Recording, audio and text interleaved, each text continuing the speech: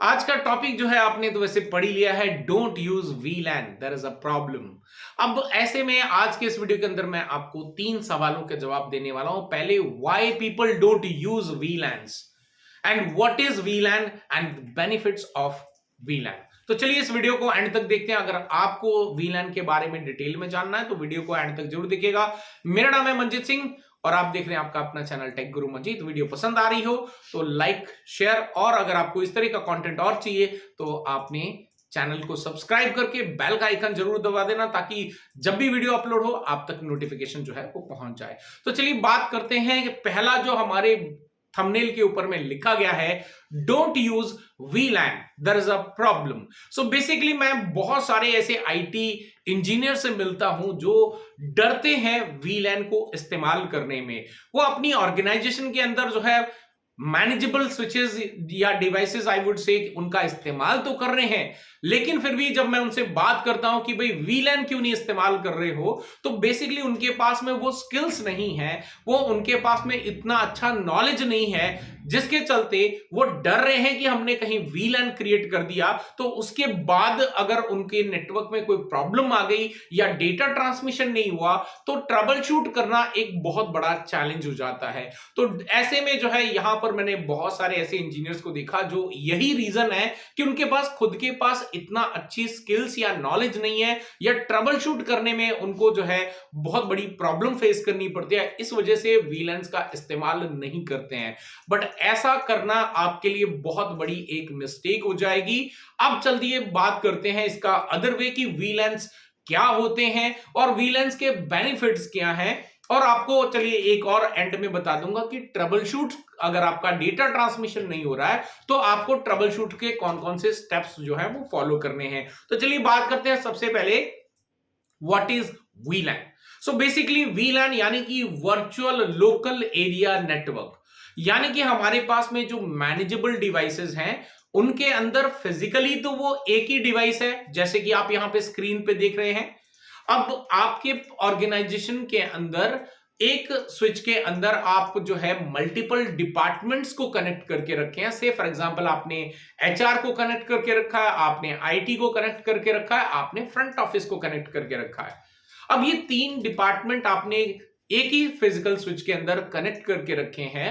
अब यहां पर जो है अगर हम वीलैन का इस्तेमाल नहीं करेंगे तो क्या होगा, से फॉर एग्जांपल आपका जो एचआर वाला बंदा है उसने एक फोल्डर क्रिएट करा और उसको शेयर कर दिया सो दैट कि उसका जो दूसरा टीम मेंबर है वो सेम फोल्डर के अंदर अपने कंटेंट को एक्सेस कर सके। बिकॉज अब ये लोकल एरिया नेटवर्क है और हमने वीलैन्स का भी इस्तेमाल नहीं करा है, तो ऐसे में वही जो शेयर फोल्डर है वो आईटी यूजर्स के पास में एंड जो फ्रंट ऑफिस के यूजर्स हैं उनके पास में भी विजिबल हो जाएगा। तो ऐसे में जो प्राइवेसी का इशू जो है वो यहां पे क्रिएट हो जाएगा।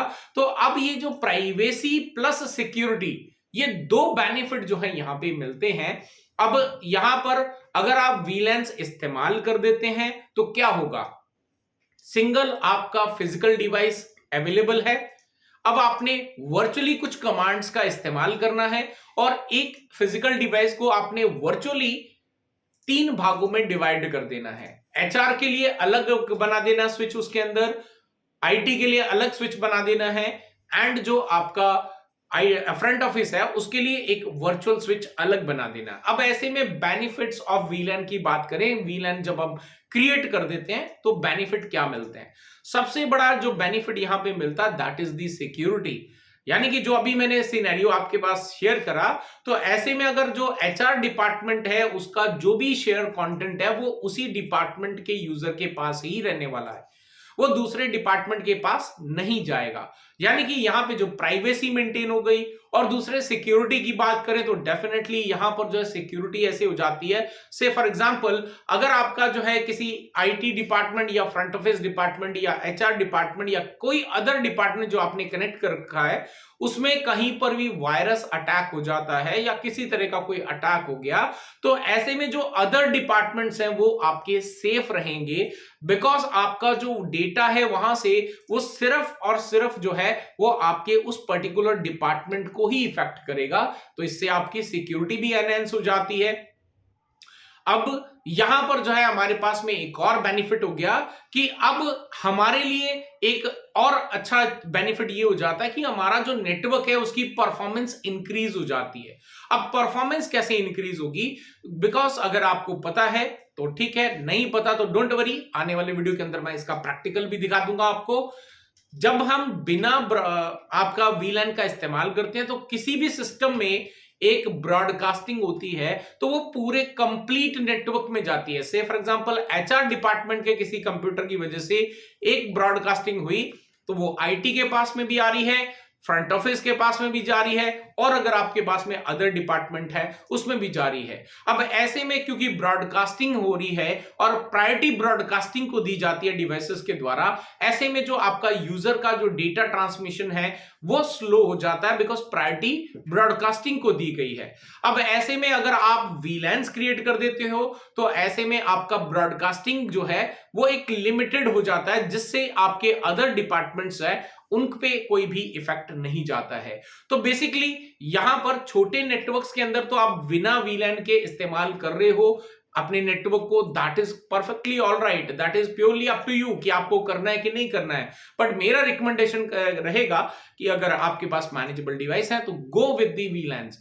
लेकिन बड़े नेटवर्क्स की बात करें जहां पे आपके पास में 200, 300, 400, 500 कंप्यूटर्स हैं, वहां पर ये मैंडेटरी हो जाता है वीलैन को क्रिएट करना, बिकॉज वहां पे ब्रॉडकास्ट डोमेन ब्रॉडकास्टिंग इतनी ज्यादा बढ़ जाती है, आपका हर यूजर एक ही आपको कंप्लेन करेगा कि हमारा जो नेटवर्क है, हमारा जो यूजर डेटा है वो बहुत स्लो चल रहा है। तो चाहे फिर वो इंटरनेट को एक्सेस करने की बात कर रहे हो या फिर आपका local to local data transmission की बात कर रहे हो, उसमें परफॉर्मेंस आपके नेटवर्क की डाउन चली जाती है, बिकॉज बहुत सारे कंप्यूटर्स कनेक्टेड हैं और ऐसे में आपके नेटवर्क के अंदर बहुत सारी ब्रॉडकास्टिंग बैक टू बैक होती रहती है।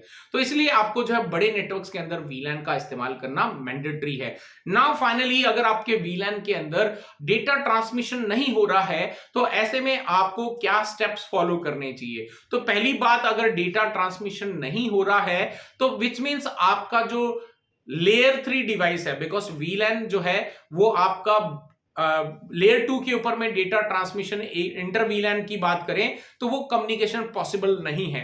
तो उसके लिए हमें चाहिए एक लेयर 3 डिवाइस। वो आपका राउटर हो सकता है, वो आपका फायरवॉल हो सकता है, वो आपका लेयर 3 स्विच हो सकता है। अब ऐसे में आप जिस भी डिवाइस का इस्तेमाल कर रहे हैं तो सबसे पहले आपने ये देखना कि आपका जो नेटवर्क है जहां से वो डेटा नहीं जा रहा है, तो पहले वो उस पर्टिकुलर डिवाइस, चाहे वो लेयर 3 स्विच है, राउटर है या फायरवॉल है, वहां तक पहुंच पा रहा है कि नहीं पहुंच पा रहा, उसका जो गेटवे आईपी है उसको पिंग कर पा रहा है कि नहीं पिंग कर पा रहा, वो आपने चेक करना है। अगर वहां तक पहुंच रहा है, सेकंड जो स्टेप होता है वो आपने राउटिंग चेक करनी है, जिसको हम इंटर वीलैन राउटिंग कहते हैं। राउटिंग चेक करनी है कि राउटिंग प्रॉपरली काम कर रही है कि नहीं कर रही है।